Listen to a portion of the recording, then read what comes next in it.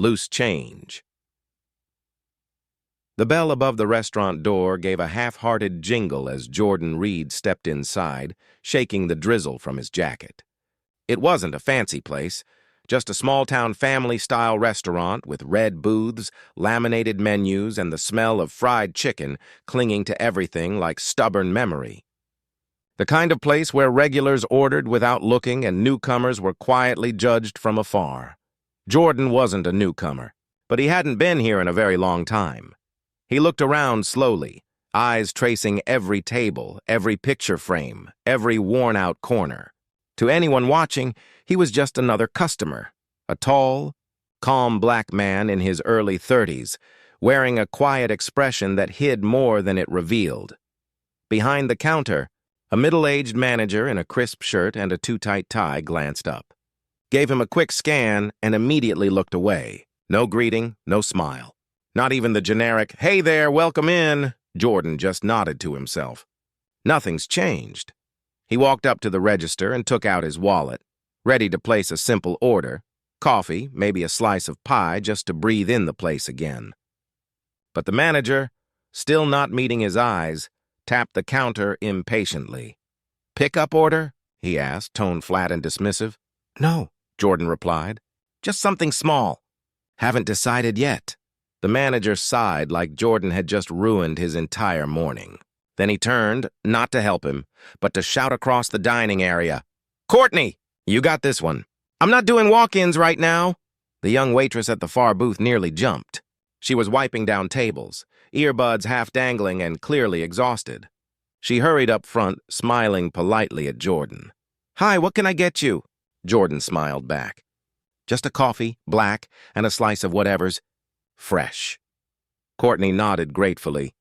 A kind customer was a break in her day, and rang it up. "That'll be $4.82. Jordan handed her a $5 and reached into his pocket for the remaining change. But before she could take it, the manager swooped back in, inserting himself between them like he'd suddenly remembered Jordan existed. "Hold on," the manager snapped. "I'll take this one." Courtney froze. Jordan just watched. The manager took the money from Jordan, his hand brushing Jordan's fingers. And then he did it. Instead of placing the coins into the register tray, he tossed them. Not gently, not carelessly. Tossed them the way someone might throw crumbs to a stray dog. Quarters and pennies clattered across the counter, bouncing to the floor, rolling under the register mat, some landing near Jordan's shoes. The entire restaurant went silent for a moment. Courtney's mouth opened. A man in the nearest booth looked up, stunned. Even the sizzle from the kitchen seemed to fade. The manager didn't look ashamed. He looked annoyed. "There," he said. "Exact change. Happy now?" He turned to walk away, shaking his head. "Every time, man. Every time." Jordan stared at the coins on the floor, not because he cared about the money, but because he knew exactly what the manager was really throwing: disrespect, assumption, superiority. He slowly bent down, picked up every coin one by one, not rushed, not angry, calm, controlled, like a man who had learned a long time ago that losing his temper made them feel justified. When he stood, he placed the coins neatly back on the counter. "No need to throw it next time," Jordan said quietly. "I'm capable of receiving change in my hand, like anyone else." The manager barked a laugh. "Listen, buddy, I don't know what kind of attitude you've got, but this place doesn't do complaints." "Attitude?" Jordan repeated softly. "I asked for respect." "Respect is earned," the manager shot back. "Not handed out." Jordan held his gaze, calm, unreadable. "Good," he said. "Then we'll see who's earned what," the manager scoffed. "Please, I've been running this place 12 years. I know who belongs here, and who's just killing time before leaving." That sentence lingered in the air like smoke. "I know who belongs."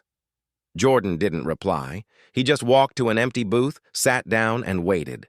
Not for the food, not for the coffee, but for what he really came here for. Because there was something the manager didn't know. Jordan Reed wasn't a drifter. He wasn't a random customer. He wasn't someone with no place to be. He was the new owner of the restaurant. Technically, the paperwork wasn't scheduled to be announced until the following week, but the deal had already closed. The business was his. Every booth, every fork, every paycheck, and the man currently tossing coins and throwing insults would soon be sitting across from the very person he had just humiliated, begging to keep his job. But Jordan didn't reveal it. Not yet. He wanted to see the truth first. Who this man really was. How he treated people when nobody important was watching. That was why Jordan came in quietly. No suit, no title, no introduction, just a man. Just a customer. Just the perfect test. Courtney eventually brought his coffee, still shaken. "I'm really sorry about that," she whispered. "He's difficult sometimes." Jordan nodded. "Is he always like that? With me?" "No, with customers, sometimes, but mostly with people who—" She hesitated, afraid to finish the thought. "Look like me," Jordan completed. She didn't deny it. "He's not the owner?" Jordan asked. She shook her head. "No, he just acts like he is." Jordan stared into his coffee, thinking. Years ago, this restaurant was a safe place. His father used to bring him here every Sunday after church. The old owner, Mrs. Landry, treated everyone the same. Didn't matter what they wore or where they came from. Everyone left with a full belly and dignity intact, but she passed away. The place changed hands, and somewhere along the way, the doors stayed open, but the heart closed. Jordan looked around again, really looked. The smiles were fewer. The workers were tired. The walls felt like they were holding their breath. He felt a tightness in his chest. This place deserves better. He didn't come back to buy a restaurant. He came back to revive a memory, restore a legacy, and give people like Courtney a place where kindness wasn't optional. But now there was a new layer to his mission. That manager, that arrogance, that disrespect. Jordan had seen it before, in school, in business, in boardrooms where he was the smartest man in the room, but the only one they treated like a question mark. But this time, he held the power. He just wasn't going to use it yet. Not until the right moment. Not until the full stories of the staff came out. Not until the truth had enough rope to reveal itself. Because sometimes the best justice is letting someone think they're untouchable, right until the floor disappears under them. Jordan took a slow sip of coffee. Next week, the world would flip. But then something happened. The front door opened again. A woman stormed in. Red coat, expensive bag, anger burning like gasoline. She marched straight to the counter and slammed a receipt down. "I need to speak to the owner right now," she said loudly. "Your manager insulted my husband, refused us service, and told us to try the gas station down the road." Courtney froze. The manager stiffened. Jordan's eyes narrowed. The woman wasn't done. And trust me, I'm not the type who lets things slide. "I already posted this on Facebook, and it's blowing up." The entire restaurant turned. That was when the manager panicked. "Ma'am, I can explain." "No," she snapped. "You can't. I want the owner." "Not you," the manager swallowed. His face drained. "He's not here." Jordan watched, calm, silent, waiting. The woman crossed her arms. "Then go get him. Because after today, someone's job is on the line. And then—" She turned, and her eyes landed directly on Jordan. She paused, studied him, curiosity sparking. "Unless," she said slowly, "you already know who the owner is." Jordan didn't answer, but the room felt like it was holding its breath. The weight of silence. Jordan didn't move, didn't blink, didn't speak. The woman in the red coat stood there, eyes locked onto him as if she sensed something the others couldn't. The entire restaurant had gone still. Forks paused mid-air, conversations frozen. Even the kitchen noises seemed muted. The manager, meanwhile, was sweating through his collar. "Ma'am," he said, stepping in between her and Jordan like a shield. "He's just a customer." "I'm handling this." She didn't look away from Jordan. "Are you?" she asked quietly. "Because the last time you handled something, you insulted my husband in front of our children." The manager's fake smile twitched. "We had a misunderstanding. You told him? And I quote, 'We don't serve troublemakers and people like you here.'" A man in the back booth exhaled sharply. Courtney's jaw dropped. Jordan's eyes flickered, not with surprise, but recognition. Those words weren't new. They had lived in shadows all his life, just reshaped, rephrased, repackaged to sound less poisonous. But poison is poison. The manager tried to recover. "Okay, that didn't come out the right way." "Really?" the woman snapped. "Because you said it loud and clear." She turned back to Jordan. "Does he talk to you like that too?" Jordan didn't answer. His silence was louder than shouting. The manager finally snapped. "All right, this is getting out of hand. If you're not ordering anything, I'm going to need you to leave." That was it. 5 words. A line he had likely used many times, but now it landed differently. It wasn't just rude. It was revealing. It made Jordan take a slow breath, the kind people take before everything changes. The woman's eyes sharpened. "You're making a mistake," she warned the manager. "Because once the real owner hears about this..." Jordan finally spoke. "Oh," he said calmly, eyes steady on the manager. "He will," the manager turned, irritated. "You again? Look, man, I don't know why you're still here, but this isn't your business." Jordan almost smiled. "Not yet," he said quietly. "But it will be."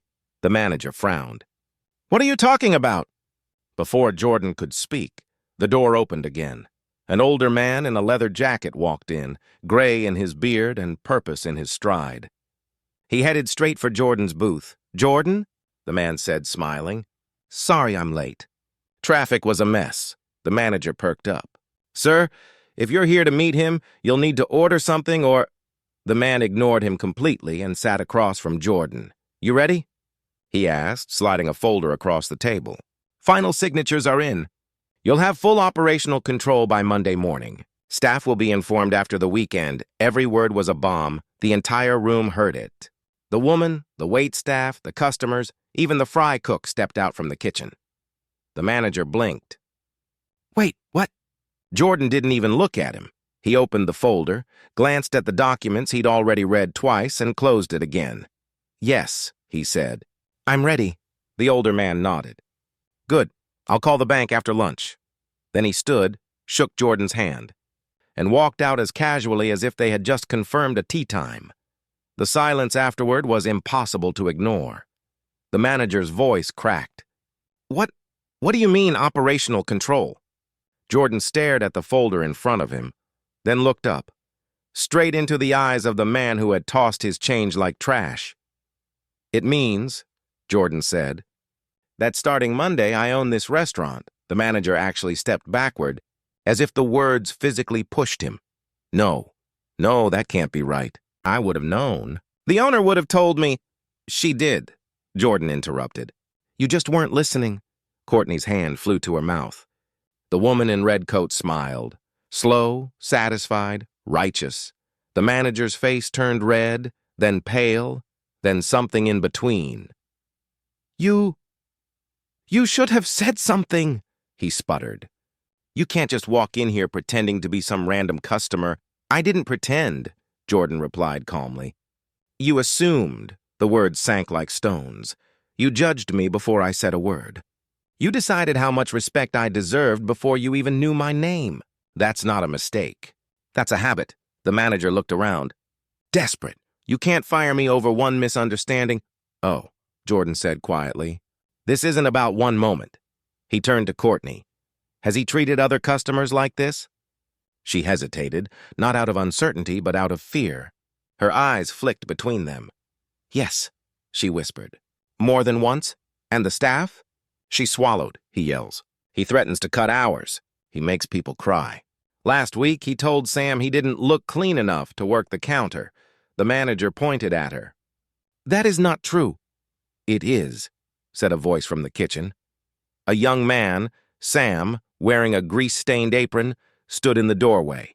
He said that. And worse. "We just didn't say anything because we needed the job." Jordan's jaw tightened. "How many people quit because of him?" Courtney didn't hesitate this time. 8. In the last year. The restaurant felt different now. Heavier. Honest.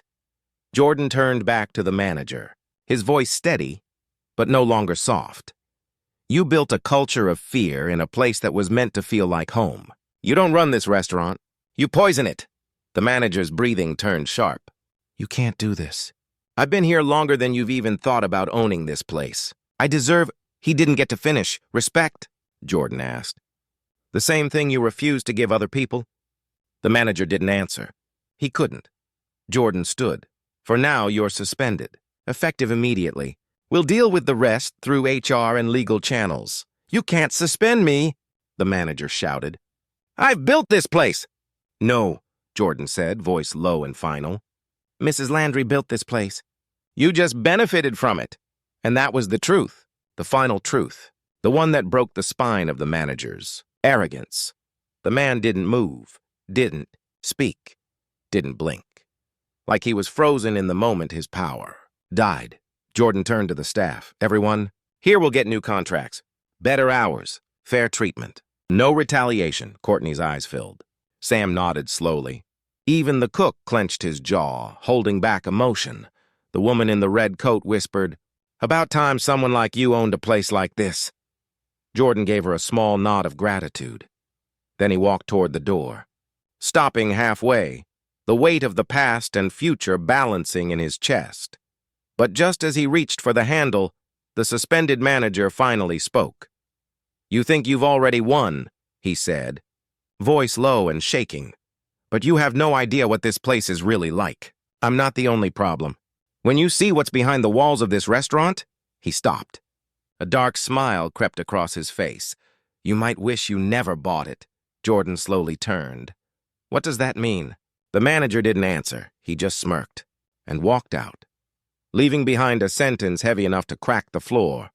You have no idea what you're walking into. Behind the walls. Jordan stood still long after the manager left, the words echoing in his head like a warning rattling through a hollow hallway. You have no idea what you're walking into. The restaurant, once loud with customers and clattering plates, now felt eerily quiet, as if the building itself was keeping a secret.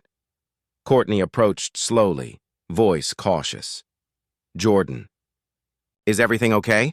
He forced a small exhale. It will be. But first, I need to know exactly what's been happening here. Sam stepped forward, wiping his hands on his apron.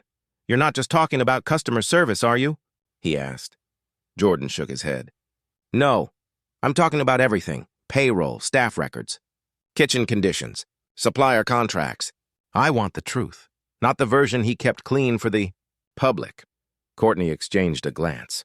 With Sam, the kind of look people give when they've been holding something in for too long. You're not going to like it, she whispered. Jordan pulled out a chair and sat down. Tell me anyway. The first crack. Staff abuse. Sam started first. I've worked here 3 years. Before the old owner passed, this place was a family. She came in every morning, hugged people, ate lunch with us. When she got sick and the manager took over, everything changed. How? Jordan asked. He cut hours, randomly, told people if they wanted more shifts, they'd better learn how to be useful. He'd yell at us in front of customers. Say things like, you move too slow, you're replaceable. You're lucky I don't fire you today. Courtney added quietly. And if you complained, he'd cut you down to 1 shift a week. Eventually, you'd have to quit. Jordan's jaw tightened. How many people did that happen to? Sam looked at the floor. At least 15. 15 people. 15 lives disrupted. 15 voices silenced. The second crack, something deeper. Jordan leaned in. What else? Courtney hesitated. There's something worse. Something he didn't want anyone to see. Jordan's stare sharpened. What is it? Courtney glanced toward the back hallway. The one that led to the old storage room. You should see this for yourself, she said. Into the dark room, Jordan followed them. Through the narrow hallway, the walls, lined with faded family photos and dusty plaques from decades ago. They reached a door with peeling paint. Sam unlocked it with a small key. This room was supposed to be storage, Sam said, but he kept it locked.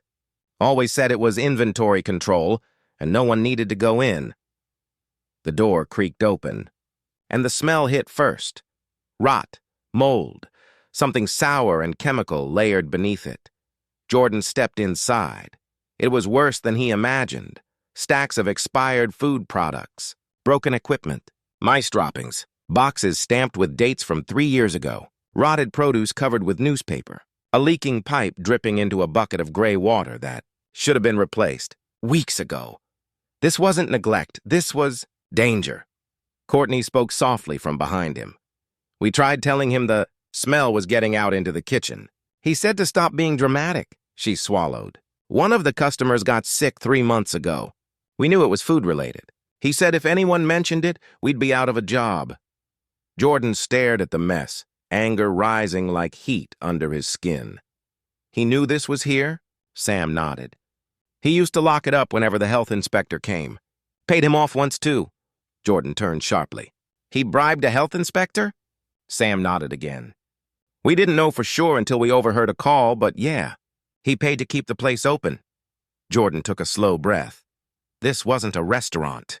It was a lawsuit waiting to explode, a reputation hanging by a thread, a business built on silence and fear, which meant what the manager said before leaving wasn't a threat.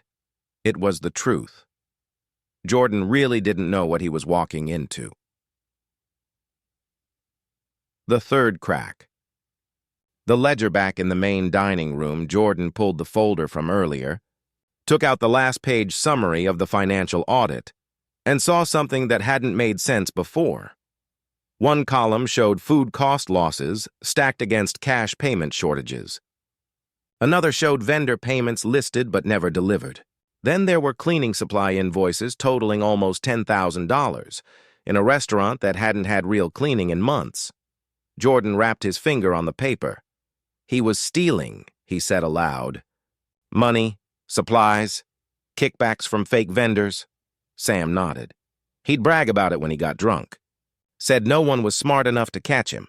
Jordan closed the file. He was wrong. A bigger problem, Courtney sat down at a nearby booth, hands shaking a little from everything now being spoken aloud. Are you still going to keep the restaurant? She asked. Jordan didn't hesitate. Yes. But why? She whispered.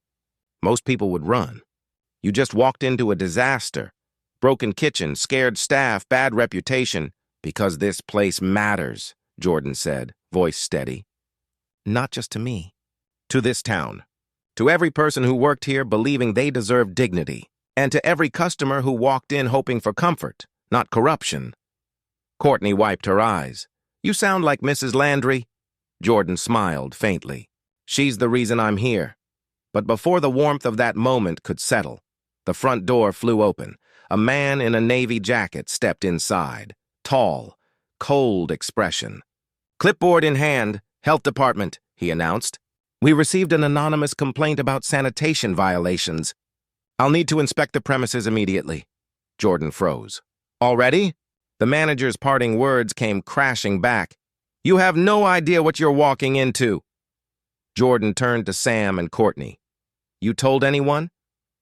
Both shook their heads, which meant only one thing. The suspended manager hadn't left in defeat. He was already striking back. The inspection begins. The inspector went straight for the kitchen. Jordan followed, staying calm, but his mind racing. If the inspector found what was in the storage room, and he would, the restaurant would be shut down today. Not under review, closed, fines, public record. No reopening, ever. That wasn't just a setback. That was the end, Courtney whispered, terrified. What do we do? Jordan didn't answer, because there was no quick fix, no way to hide it, no way to clean it in time. The inspector opened the storage door. The smell hit him like a wave. His expression turned from mild professionalism to disgust. He turned to Jordan. Who is the acting manager here? Jordan stepped forward slowly. I am. The inspector glanced down at his clipboard. And you understand this facility is in violation of... Yes, Jordan said. And I'm not going to argue. But before you shut us down, there's something you need to know. The inspector raised a brow. Jordan continued. This mess? This neglect? This wasn't because of the staff. It wasn't an accident. It was hidden. Locked away. I took ownership of this restaurant 2 hours ago. The inspector froze. What? I just bought it. And everything wrong with this building will be fixed. Not hidden, not denied, fixed. The inspector stared at him, skeptical but curious. You're admitting all of this? On record? Yes, Jordan said. Because the truth doesn't scare me. Repeating the past does. The inspector studied him for a long moment, then said, This is the most honest answer I've ever heard in a place like this. Jordan waited, but instead of shutting his clipboard, the inspector pulled out another form. This isn't a closure form, he said. It's a conditional notice. You'll have 72 hours to clean and repair everything before I return. If you pass, then the business stays open. If not, we proceed with full shutdown. Courtney breathed in sharply. Sam stared. Jordan nodded once, slow, steady. That's enough time, he said. But then the inspector added something else. And just so you know, the person who filed the complaint didn't walk away. He's planning something bigger than a shutdown. Jordan's eyes narrowed. Who filed it?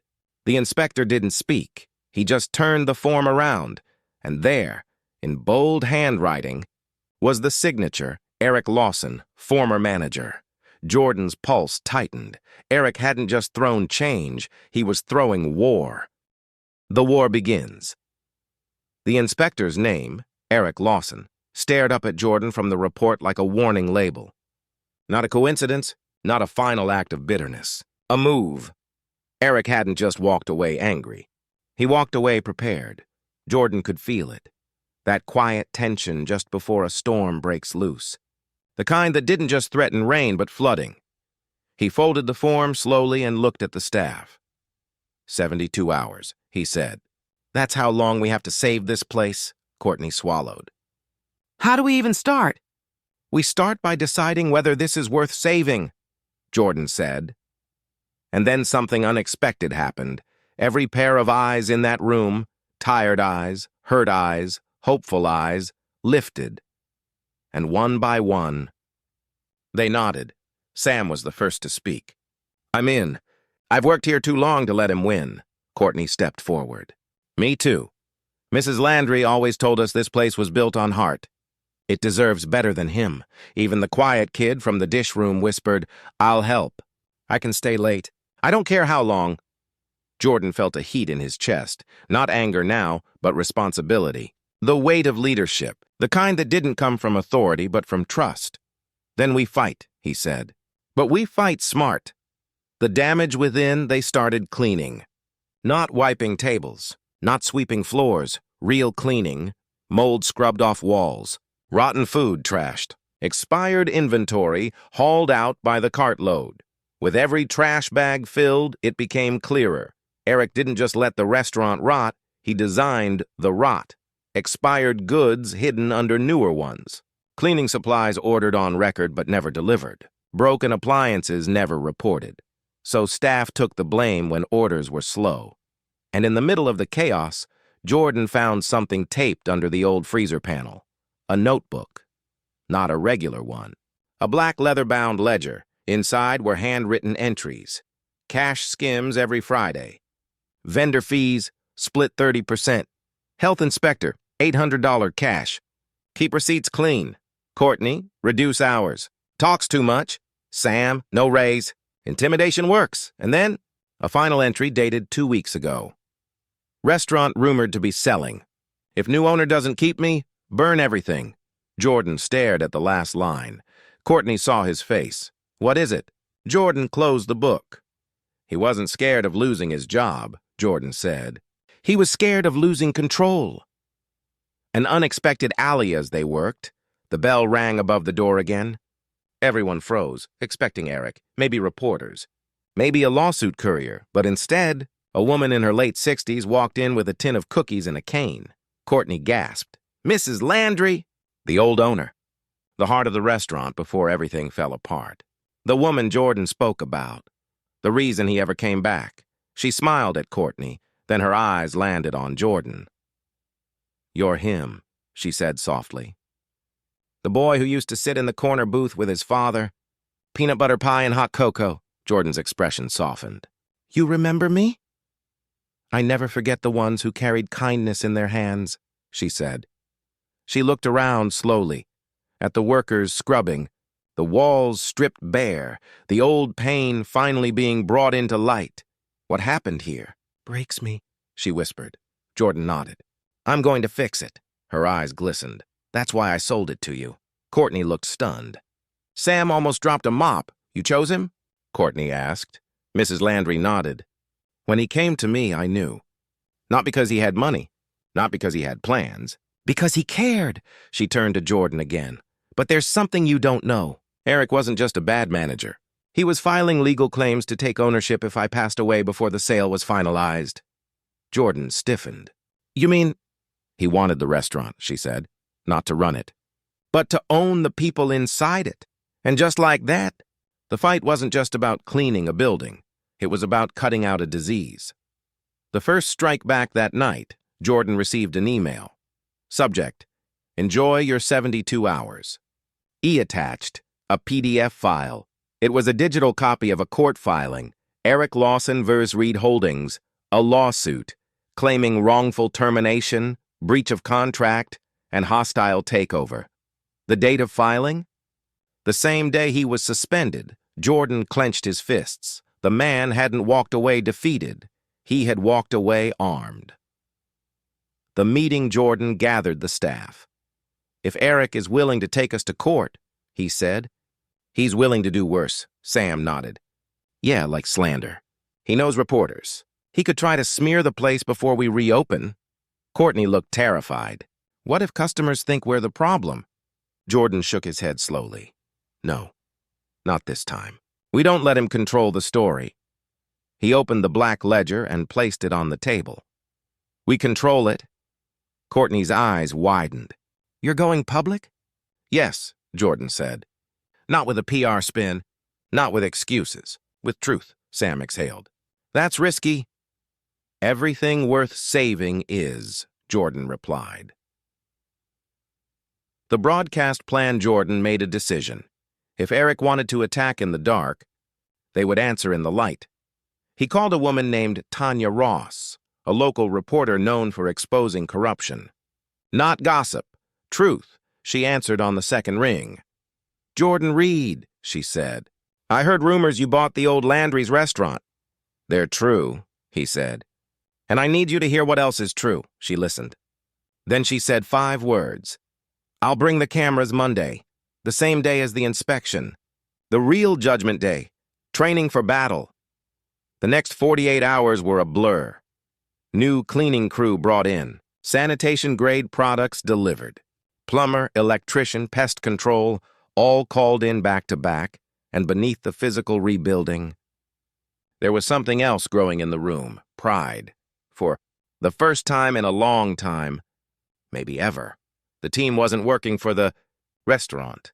They were rebuilding. It was someone who believed in them. Sam wiped his forehead. I didn't think I'd ever say this, but this actually feels like home again, Courtney smiled. And we're not even done. Jordan paused, watching them. This was why Eric failed. He ruled by fear. Jordan led by trust. One collapses. One endures. The night before it was 1:14 a.m. when Jordan finally sat alone at the booth his father used to take him to. He placed a hand on the smooth wooden table and let memories rise. His father's deep laugh, Mrs. Landry's warm voice. A little boy with big dreams who never imagined he'd one day own this place.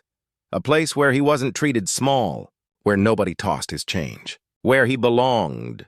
He closed his eyes, and then the front door opened. No bell. No greeting, just footsteps, slow, heavy, familiar. Jordan looked up. Eric Lawson stood there, arms crossed, smirking. Long night? Eric said. I hope you enjoyed it, because by this time next week this place won't belong to you. Jordan said nothing. Eric stepped closer. See, this was never about the restaurant. It was about watching you fail in front of people who thought you were different. He leaned in, and I'm going to enjoy every second of it. Jordan stood, calm, centered, ready, then we'll see, he said. Which of us built something real? Eric smiled, the kind of smile that comes from believing you already won. You still don't get it, he said. This isn't a fight you can win with honesty. He turned to leave. But if you want a war, Jordan, you've got one. The door closed behind him, and just like that. It wasn't just business anymore. It was personal. Truth on the table. Monday morning arrived like the sunrise before a storm. Quiet, tense, charged with something electric beneath the surface. The restaurant didn't look the same. Fresh paint, deep-cleaned kitchen, organized inventory. Working appliances. Even the old family photos had been restored and rehung, not as decoration, but as legacy. Courtney brewed the first fresh pot of coffee. Sam polished the counters until they shined. The young dishwasher, who rarely spoke, set every chair perfectly. No one said it out loud, but they all felt it. This wasn't just an inspection. This was a rebirth. At 9:02 a.m., the front door opened. The health inspector entered, clipboard in hand, expression unreadable. "You ready?" he asked. Jordan nodded. "Walk anywhere you want. No restrictions, no doors locked." The inspector stared at him. "That's not normal." Jordan smiled faintly. "That's the point." The inspection began. He checked fridge temperatures. He examined storage. He tested the sinks, the sanitizer levels, the grease traps, the ceiling vents. Courtney and Sam followed quietly, holding their breath every time he scribbled a note. Finally, he walked back out to the front lobby, stood still, and flipped the last page of his report. "Mr. Reed," he said, "you passed." Sam exhaled so hard it became a half-laugh, half-collapse of relief.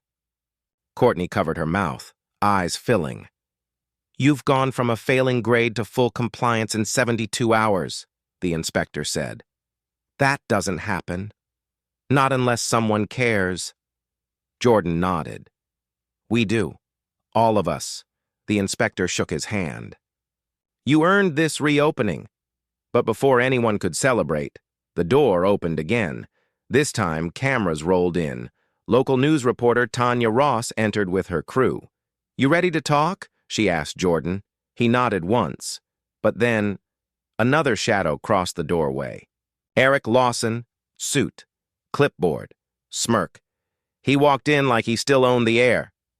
"Well," Eric said loudly, "this is going to be fun." Tanya turned, irritated. "And you are?"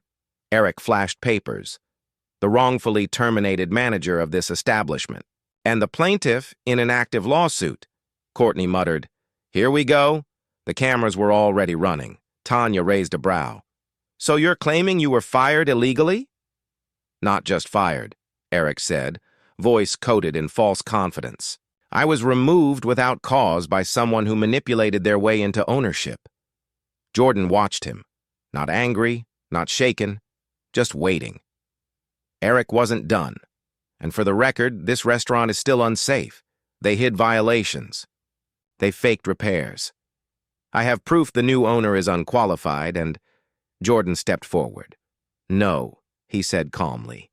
"You have fear, and you're trying to dress it as proof." The room went quiet. Cameras zoomed in. Eric scoffed. "Really? Then explain why the health inspector was here." Jordan smiled slightly. "We didn't hide it. We invited him." Eric blinked. "What?" "He inspected everything. Past us. And you know why?" Jordan opened a folder and placed it on the counter. "Because I don't run this place with secrets." "You did." He slid the black ledger across the counter. Eric's handwriting visible on every page. Vendor kickbacks, cash skimming, employee targeting, health inspector bribery. Eric's face drained. Tanya leaned in. "Is this yours, Mr. Lawson?" Eric stuttered. That's fake. He forged that." The inspector stepped forward. "It's not fake." I compared the records. The invoices he wrote down match missing inventory and the state's flagged vendor list, Courtney added, voice steady now. "And we have staff statements, emails, voicemails.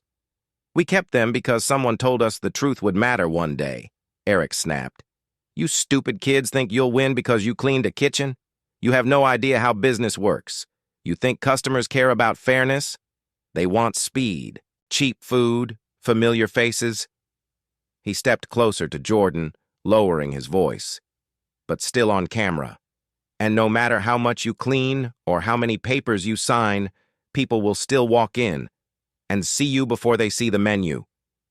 The words landed like a slap. Every staff member froze. Courtney's face flushed with anger. Sam clenched his jaw. Eric shrugged. That's reality.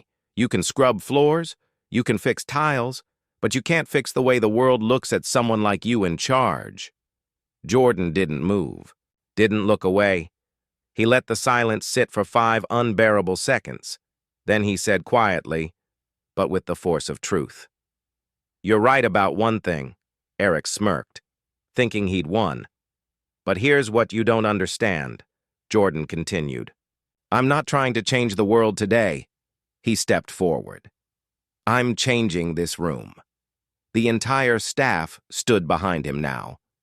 This restaurant will not run on fear, not on bribes, not on humiliation, not on the idea that some people belong more than others. Jordan looked into the camera. This place is for anyone who walks through the door with hunger, and anyone who walks out with dignity. The room held its breath. Even Eric felt it. The shift in power not from money or titles, but truth.